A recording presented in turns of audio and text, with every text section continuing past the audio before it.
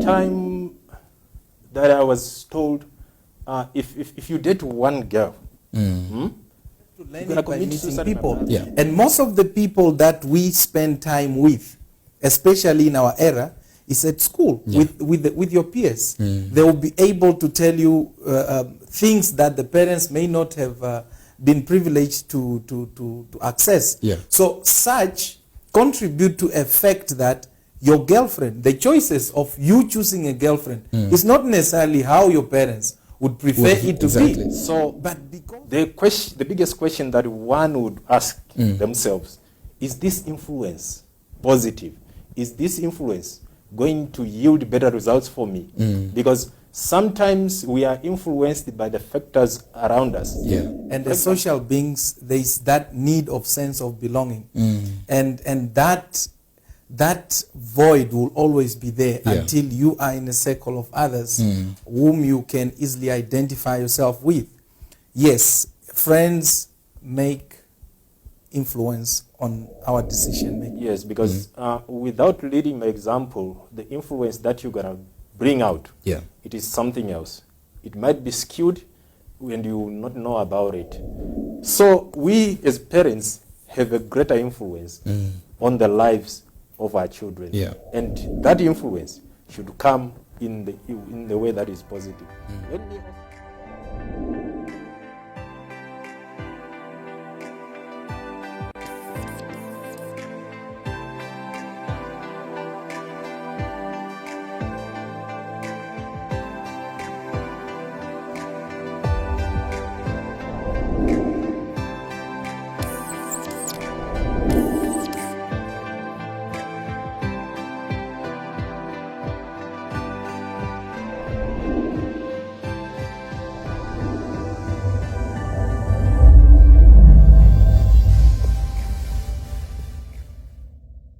Good day and welcome to What We Men Get to Talk About, a show by men for men with the aim at creating and engaging conversations that allow men to also express themselves as well.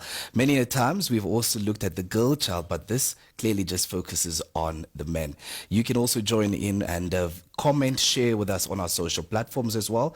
Thank you so much to Regain Trust, Men Engage, Men Namibia Network, as well as the United Nations Population Fund for this platform as well. Now, before we get into our discussion, our topic for today, my ideal girl or partner. So I'm just going to allow my panel of men to also introduce themselves, starting with Pedro. Well, my name is Pedro Mioyeda. I'm from the Namibian National Students Organization, NANSO. I'm a member of the National Executive Committee. I'm a law student, and I'm a participant of the Youth Leadership Development Program 2020. I think that's basically it. Thank you. Long resume there, actually.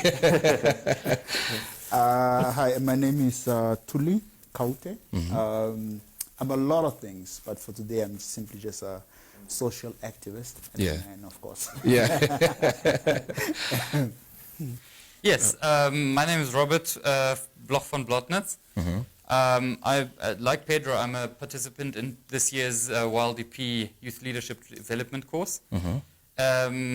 And I'm also a lot of things, but today I'm mainly here just to be a man. And engage. Talk about things Exactly. and engage, So our topic for today, my ideal partner, and I'm sure we've either from our first relationship to the one where we're currently in, have metamorphosized into believing, okay, this is the ideal relationship. Maybe just to explore, this topic, because we're going to talk about, healthy relationships versus unhealthy relationships and how that choice can be a catalyst either towards gender-based violence and also finding ourselves in position where we might be perpetrators as men. So maybe starting with you, Robert, how's your relationship, or what is the key focus on your relationship choices? So I'm actually currently in a relationship of about 2.5 years. It's the first one I am actually counting. Before this, there was one 3-day thing or whatever. But I think in terms of the relationship, to me, it's just important always to just deal with things as they come. Obviously, there needs to be an emotional, to me personally at least, there needs to be an emotional level playing field. So as much as I need to be able to open up to my partner, I feel like my partner also needs to be able to open up to me. Yeah. And also criticize me. I have had a long session the other day, which was just a very long talk of me just accepting criticism, things I have done wrong in the past, and learning from that and accepting that did affect my partner in a negative way, and taking that truly to heart, even though it's very painful at times to realize that something you might have done unintentionally, or something, the pain even it caused my partner.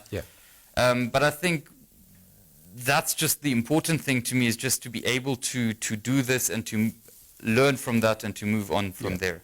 And we're going to park that for now, because we want to get into how did you get to that point as well. Tuli, maybe what are some of the elements that you look into your partner before saying, I want to engage in this potential person? Okay, so can I be really, really honest? Okay, so I have been in, I won't say many relationships, but I have been in relationships. So I've been in, let me just say, I've lied, I've cheated, I've been cheated on, I've done all these things when it comes to relationships and stuff like that. And one of the things that eventually, like over the years, what has become really interesting for me was that I realized that a lot of times, what the outcome of a particular relationship as a result of what you put in or who you are. Like one of the key points that I actually realized was this, that you take 100% of who you are into any relationship, which then means that the outcome of that particular relationship is a result of who you are and what you've put in. You understand? So at the end of the day, one of the things I realized is that when it comes to relationships, and whether it's good or bad, it's a result of like, who am I? Like at the end of the day. Do you maybe want to share some of those elements, maybe just one or two? Okay, so what are those key elements that you would then look into a partner? Okay, so for me, especially in my current relationship, one of the things that I found that's really working is the fact that I went in with an open mind and I was very honest with my partner, like about everything, my past, where I've been, how much I've been hurt, like every little thing. I was very honest with them. And as a result of that, I got a lot of trust from her as well. You understand? So it's a thing of whenever this, especially for men, I think a lot of times men, we're not really honest for a lot of things. And so what we get out of relationships is initially what we put in at the end of the day. Yeah, absolutely. And maybe Pedro, because you're younger from the other gentleman, in terms of a younger relationship, do you just go in steadfast to say, okay, I'm willing to commit, this person needs to know my first and my past? What are those key elements that you look at? On a personal note, what I look into when choosing a partner, I'll definitely, each relationship has its own criteria because people are different. But when I'm looking for a partner in my personal capacity, I would say I would look for somebody that's visionary, somebody that we can share ideas with, somebody that we can sit around and build something together. Oftentimes, men tend to choose partners based on what society will say. That, oh, he has her, oh, he's that. So that sometimes leads into insecurity because men at a later stage feel that they are not good enough to hold that particular lady. So then they tend to use force to ensure that the lady is with them. Because they feel as men only, they are unable, or they don't have the necessary capacities to actually hold the lady, because probably he feels the lady is too much and all the other guys are looking up to her. And at the later stage, he ends up using force to just ensure that the girl or the lady is with him. And maybe I'll come back to Robert and let's talk about eventually how did you get to that breaking point, because like Pedro has just mentioned now, it's what society has deemed. Okay, Robert is now dating this person, and is this the perfect person for Robert? What value does she add to you? But in turn, are you giving all of what you're expecting, the values, the honesty, in terms of what Tuli has mentioned now? Do you think that from the word get-go, we're being honest as men? Or is it like, okay, this is a hot girl, she makes me look good, it's someone I can introduce to the friends and the boys? Well, I mean, I come personally from a situation where at the time of entering into this relationship, my friends had been bothering me to enter into a relationship for quite a while. As a matter of fact, as a joke between my friends, at some stage they declared me gay because I just wouldn't commit to a relationship. And that's also the first thing they did to my girlfriend when I introduced her to them ultimately. They said, but do you know that Robert is gay? And I had luckily briefed her beforehand, and it was all a great big joke. And I mean, she's open in that. But I think what's important in this is to me that the current relationship that I'm in, and I'm very honest about this, and my girlfriend is very much aware of this, the current relationship that I'm in, and I didn't intend into getting in. So I met her, and there was an obvious level of attraction between the two of us, and that ended up in chatting, and ultimately just a night of just very, very long night of talking, after which we said, okay, well, let's do this. And there was no intention for me. And so for me, it's always been a thing of, I've never tried to hide my relationship or anything like that. I've always accepted, well, I am with this person now, and it's not by accident or whatever. It's because I really do like this person. Because the other thing is, so there's a choice element towards it. Of course, I think what's very important to note is always, I think there's always a choice, or not always, but mostly there is a choice in any relationship we enter into, and I think that's also important to remember a year or 2 years down the line, and that you say, I didn't enter this relationship by accident.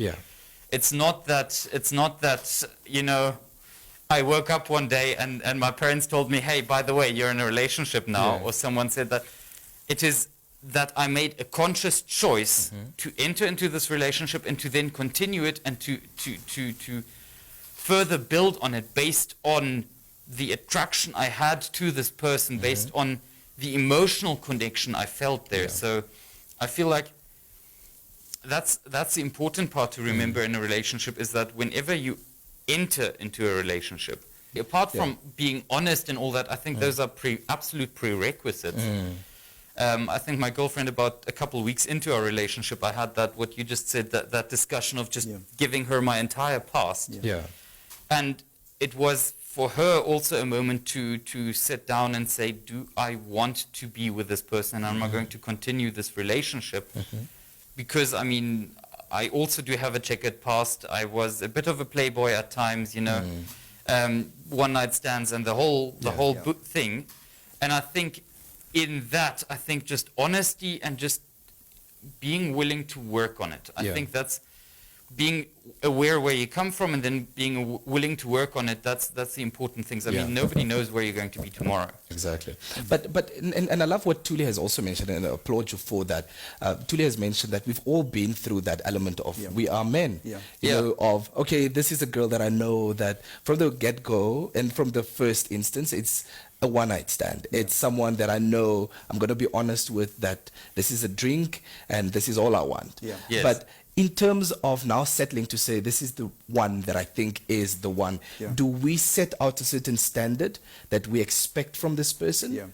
And do we have those standards that we availing and saying, my girl should be able to cook, she should be able to do this, that, and she should have a degree and be as ambitious as I am, whereas as men, we don't even fit half of what we're expecting. What's interesting there, based on, like personally, based on especially where I grew up, how I grew up. As a young boy, there was not a lot of responsibility placed on me, right?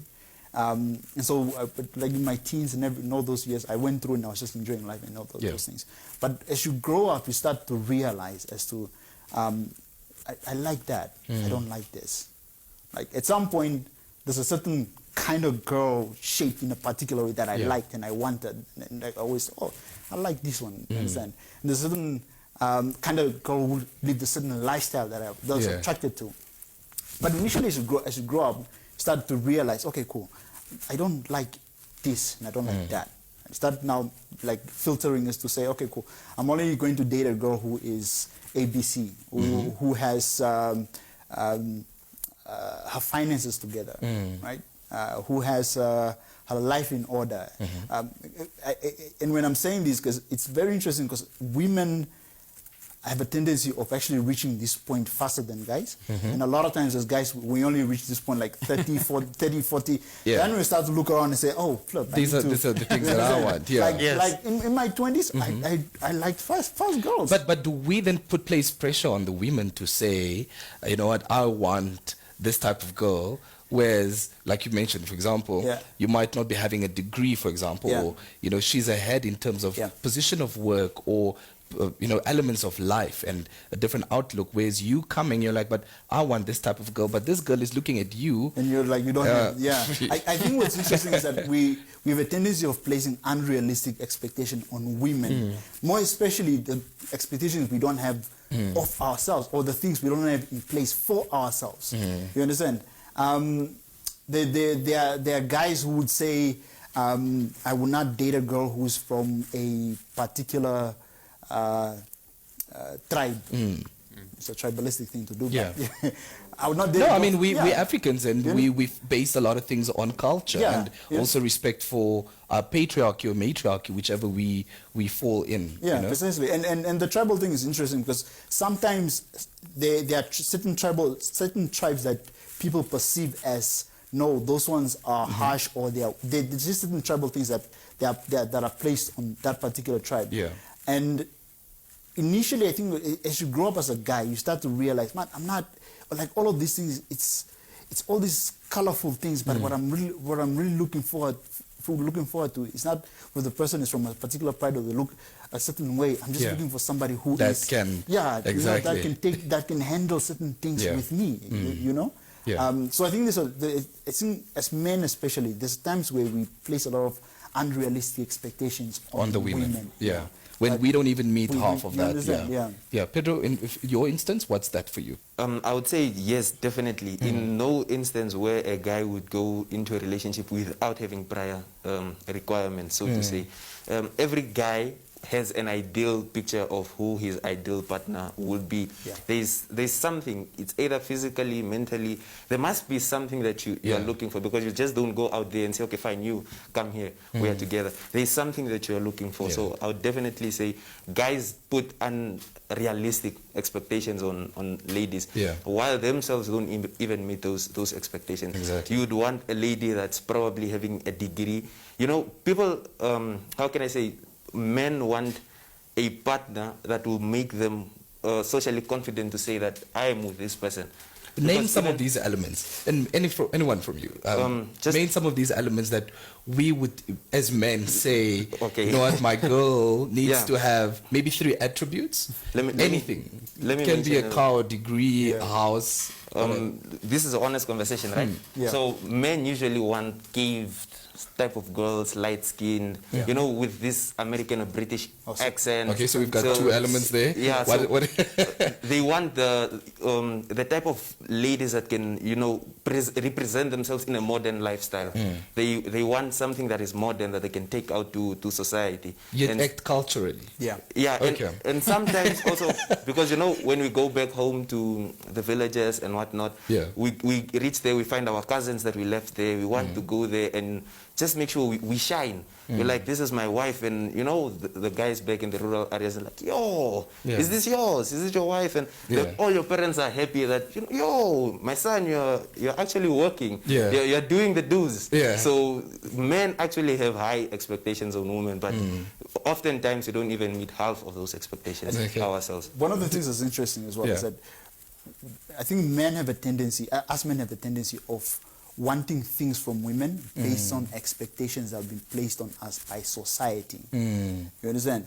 Like you want a particular type of woman, not because it's what you really want, but it's because your values are dictated by societal norms or societal things. You understand? Because I know of a lot of people, a lot of guys, friends of mine, who have dated women on the basis of all your friends say that girl is hot.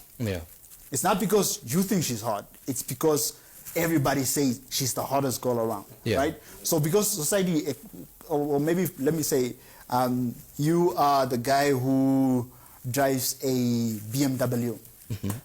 all of a sudden people are like, but you can't date a girl from the village now. Yeah. What is this?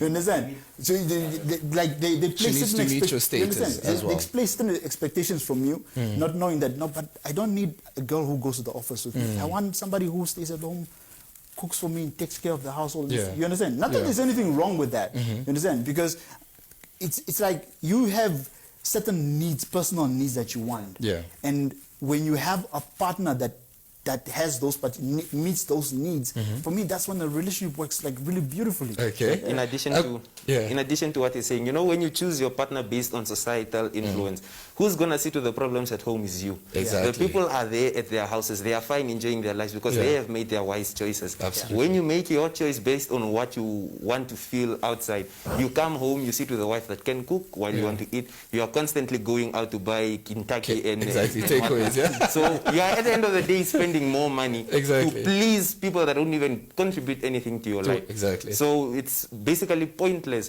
for you to want to fit into the society and choose somebody that you would feel that now I can go out with the guys and say, you know, I can show off. I have what you don't have. Robert, I'm going to put you on the spot now. So based on what Dave explained here, we've now identified that most men in society have sort of deemed that the perfect ideal person would then be, you know, someone that you can show around as the trophy partner. Yeah. You know, but should also be as ambitious as you are, if not more, but also be culturally rooted in terms of cooking, cleaning, and doing the rest. You know, I still think you hire somebody to do that for you. True. Yeah. But what's your stance on that? Well, look, I mean, what we've been talking about is also a lot of external factors now, I feel like, except for talking about the culture, that would be a very much internal factor. But I think generally what I've picked up is there's lots of external sort of expectations, and to me, I feel like there is that expectation, but at the same time, I've long ago said I'm not going to meet that expectation. I'm not going to satisfy it. So I think for myself, the requirements in terms of entering into a relationship would just be for the person to be willing to engage openly and honestly with me, and to listen to me, and also to be able to tell me, because I mean I study law like Pedro does, and I tend to talk a lot, and I need someone that can counter that and meet that in one way or another. And I mean, what my current girlfriend does is she'll just, after a while, she'll tell me, look, it's interesting, but I'm no longer listening. And then I know, look, now I've talked too much and I'm repeating myself and all that. But I think what's important to me is just always to have someone that's willing to meet just my standards, just on a. What are those standards? I'm trying to find a better suited word. I think essentially someone that's willing to engage on my values. Someone that would meet my values in terms of in terms of being open, in terms of being open to all kinds of different things, and just as long as we can discuss it and take it from there. I think that's the most important part to me, is just someone that's willing to hear me out, so to speak. And I think that's that. It's, for me, it's very much an emotional level.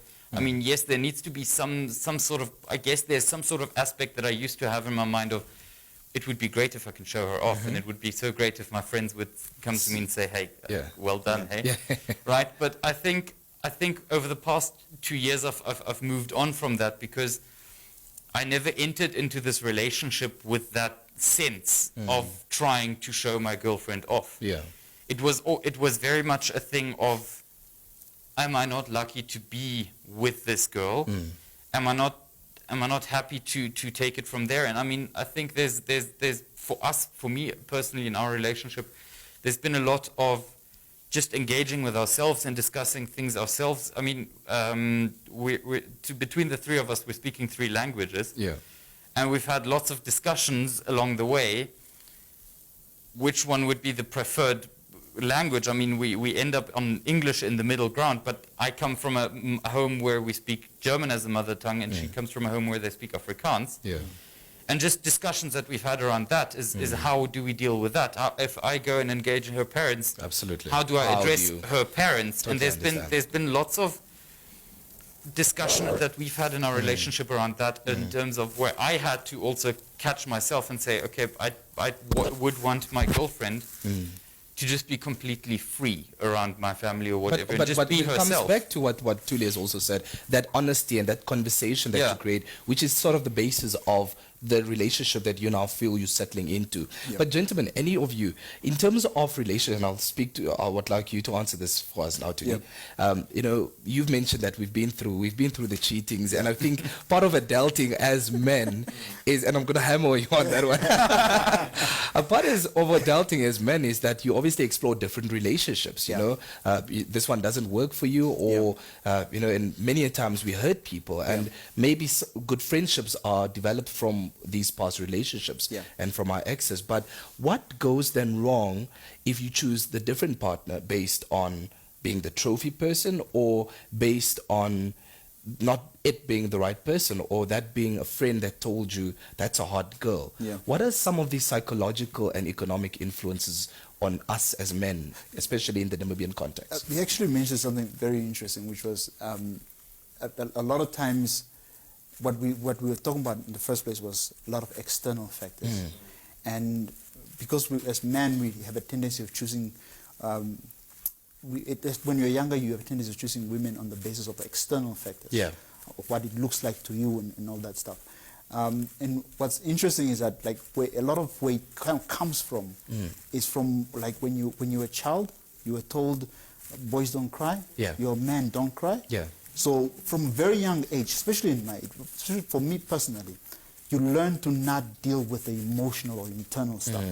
You understand? So as you grow older, at least when I grow older, I just learn to deal or get in a relationship on the basis of what externally, what looks appealing to me, and not what's internally for me. And I think this is where we start hurting other people. Because I like the external part of you, but the moment you get too close to my internal, I'm like, hey, woo, time out. It's not you, it's me. And what happens in the sense that, you know, this woman has been committed to you, and now wants to say, you know what, I want to get into the external part because we've spent years together. So now what do you do then? You push her away, or you step into the next relationship, or you beat her, or you argue, or you emotionally abuse her? What then happens? Because, like, with a lot of guys, what they start doing is that when women start wanting to have real conversations about real things, conversations about what is your finances like, what are you struggling with, what are your traumatic events that you've been through. One of the most interesting one is just this simple question as to your past relationship. How did that end, or how much damage did you pick up from that relationship? Because you gotta realize that you, like I said, you take 100% of who you are into a relationship. And if you don't deal with stuff, especially as men, we have a tendency of not dealing with stuff. We don't talk about stuff. We don't handle things. But not talking creates unhealthy relationships. Then what's the point of being together? Because once we've got an unhealthy relationship where I don't feel the need to speak to my partner, or I shy away from, you know, tapping onto certain topics, then is it then a healthy relationship? What's the point of being together if I'm constantly saying, but Sarah, I'm done talking. And I don't want to talk about it. You know, if I am not able to say, I'm allowing you into this emotional space of myself. Pedro? Well, to get into that, I would say, because, how can I say it? Like he said it, men grow up in a spirit of oppressing their feelings. So they usually, most often, men find it so hard to tell their partners that I'm struggling in this and in that, because you don't want to look vulnerable in front of your partner. You want to look as if you have everything under control. You have everything handled. So the minute you look vulnerable in front of your partner, men start to feel as if now she's gonna think that I'm weak. Yeah, she's gonna have that idea. She's gonna. So definitely, men want to be above their sort of in control. In control, exactly. So what then that leads to is that we don't speak out. We oppress our feelings to a point that we can no longer oppress What then happens when because then you resort to violence because he's now asking you things that you don't want to talk about.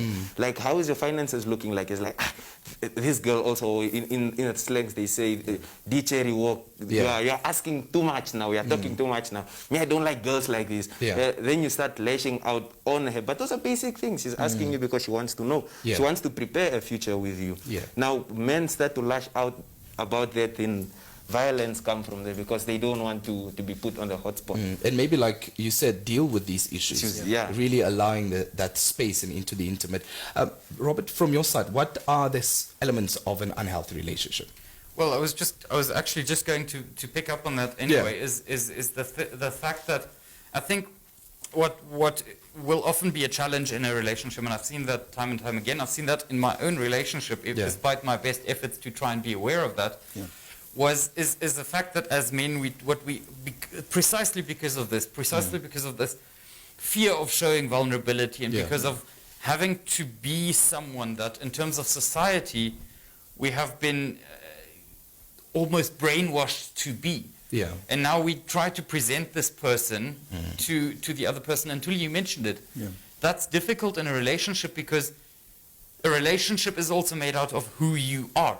And if you're going into this relationship and you're carrying a facade, that relationship will become tiring to you because you need to keep that facade up. You feel like when you leave the house of your girlfriend or whatever, you take a breather and you say, I can be myself now, you know?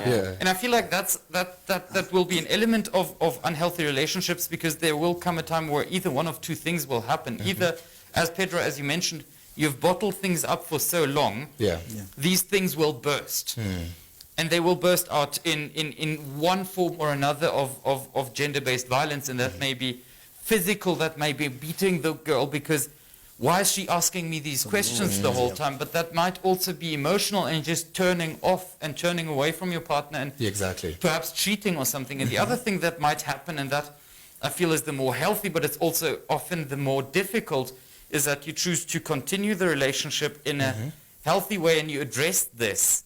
But I feel like that will often be difficult because now you've spent, I don't know, a year, 2 years, no matter how much time with this girl, or with your partner, and your partner's gotten used to who you've pretended to them to be. And now you've got this phase where you need to somehow transition, but you don't also want to just from one day on to another be a different person because again that's going to put a lot of stress on the relationship. It's going to put a lot of pressure because your partner will not understand why are you acting so different now. And that will cause a whole different set of problems. You'll be bothered every day, but why are you so different? You used to be like this.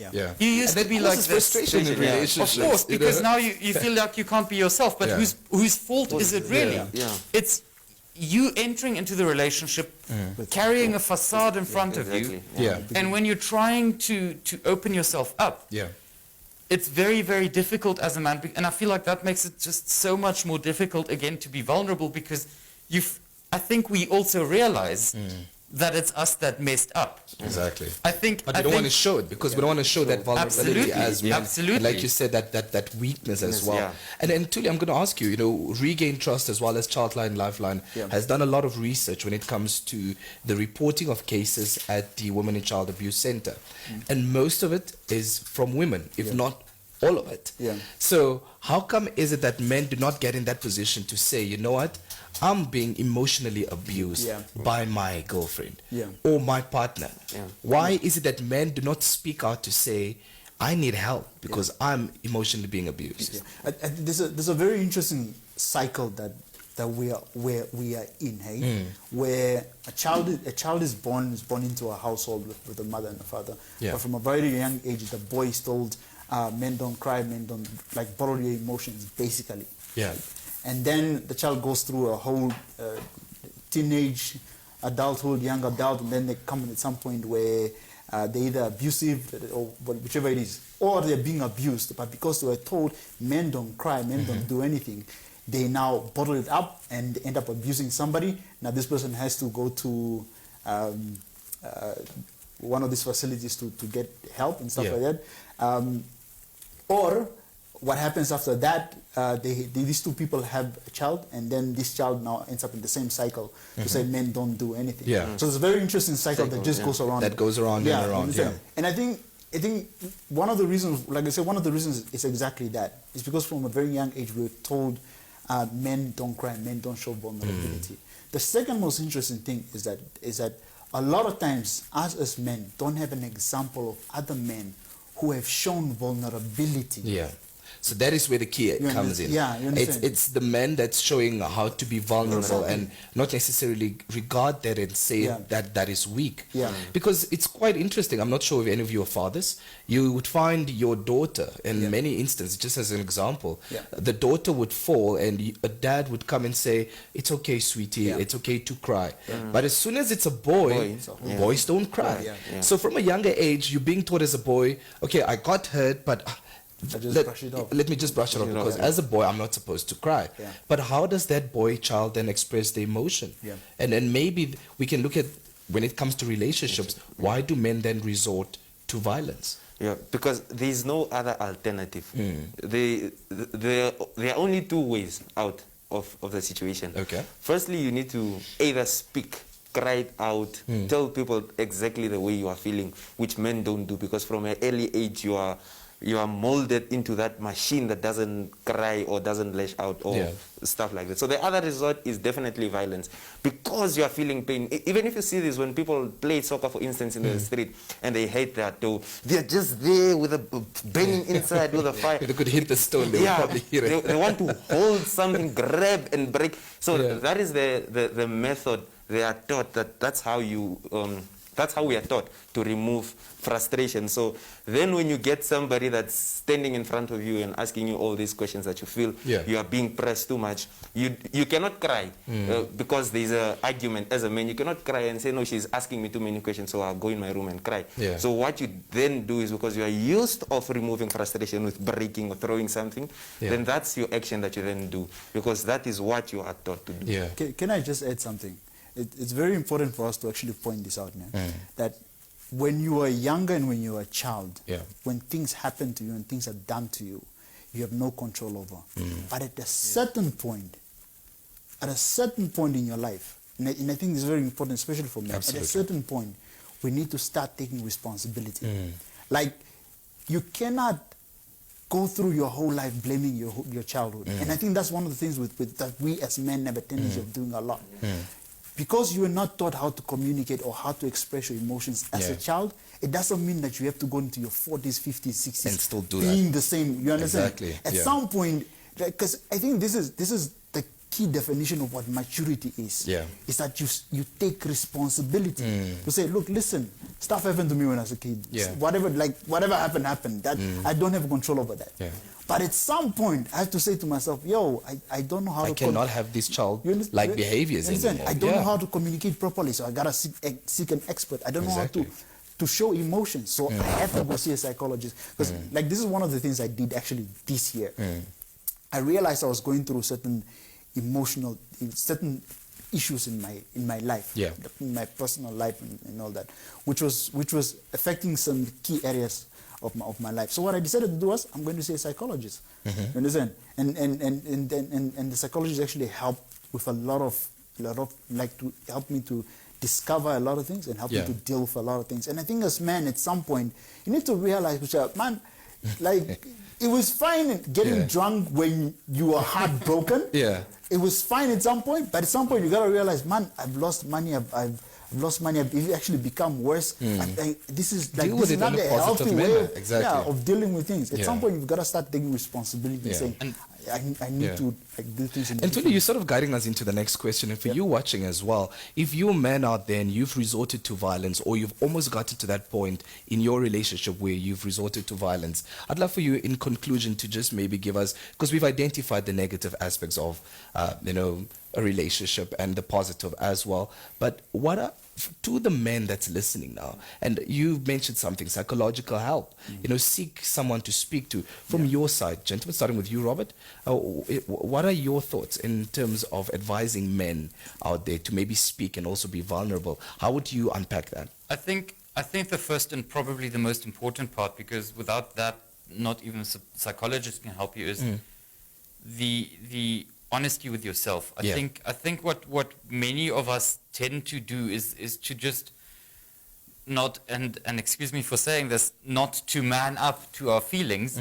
And I mean, this is again a stereotype, we need to man up, but I think in this case, we need to man down, and we need to say, look, I am feeling this, and just be honest with ourselves, because I think there's often a big part of being a man that is just denying yourself this. Is just, even Tuli, the examples that you made, that's a big step in terms of maturity that I see some men never do. Is this willingness to reconcile with yourself, in even just within yourself.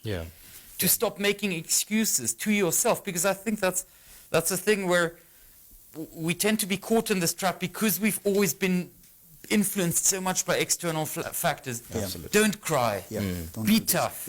That we've so much internalized this that we can't even be honest to ourselves anymore. That we're feeling vulnerable, because the second we do, there's some sort of internal wall or something that just shields it up and says, no, but you need to be a man. And you can't do this. And I think that's the most important fact, is just to be willing to accept that. And I feel like sometimes there are excuses that we make where even if we realize that we need to do this, we say, but I don't have the time right now. If only I had 4 weeks at a time so that I could properly unpack all of this. Because I'm so busy with work right now, I can't afford being weak, I can't afford a breakdown. And I think it's important to realize there's no better time than now.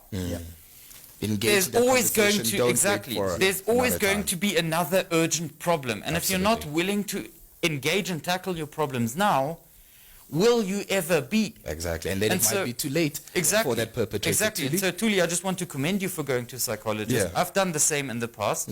Because it just, at some stage, you just have to realize to yourself, I can't deal with this. I have a problem. And let me go and search help somewhere. From some external party, be that a psychologist. I think just like as my last closing thing, psychologists, I think people see them as a joke. My thing always that I say, even if you don't trust in the help that a psychologist can do, I always argue, go to a psychologist, because your friend or something might after a while get tired and want to leave.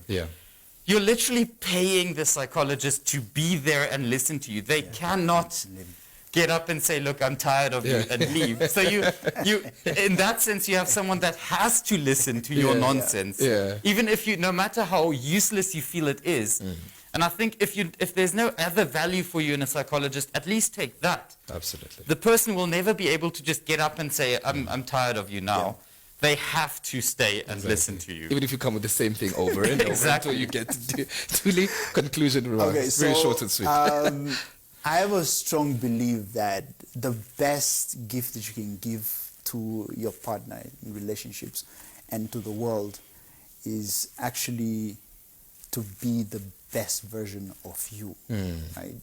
And as a guy, that initially means that getting rid of your toxic beliefs, your toxic ideologies, your toxic or dysfunctional understanding of what masculinity is, and getting rid of, even going as far as getting rid of people within your environment that are toxic.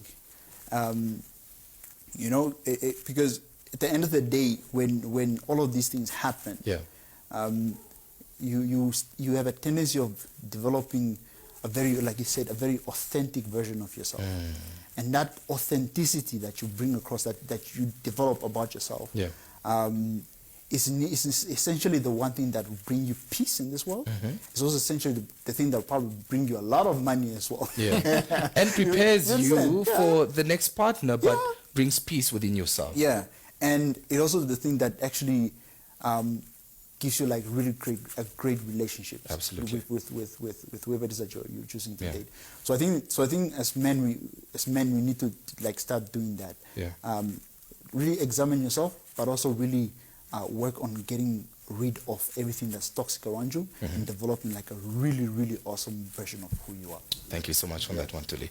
Pedro, last one. Well, in conclusion, I would say that men, I think it's high time we realize that the road we are in is no longer working. The path we are is no longer working. Yeah. It's time that we redirect ourselves into a new journey, of honesty, number one.